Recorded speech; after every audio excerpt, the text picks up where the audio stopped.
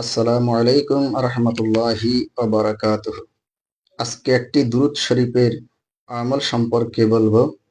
আল্লাহুম্মা সাল্লি আলা সাইয়্যিদিনা ওয়া মাওলানা মুহাম্মাদিন আদাদা মা ফি ইলমিল্লাহি সালাতান দাইমাতান বিদাওয়ামি মুলকিল্লাহ।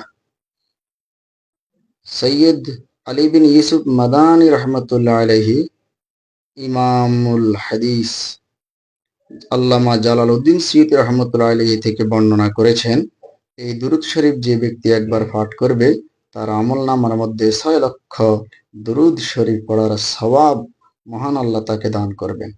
আর জালালউদ্দিন সৈয়দী রহমতুল্লাহ এমন একজন ব্যক্তি যিনি ৭৫ বারেরও বেশি আল্লাহর হাবিবকে জাগ্রত অবস্থা দেখেছেন।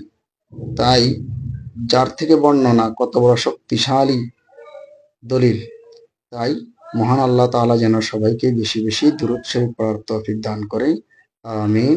আসসালামু আলাইকুম রহমতুল্লাহি ওয়া বারাকাতুহু।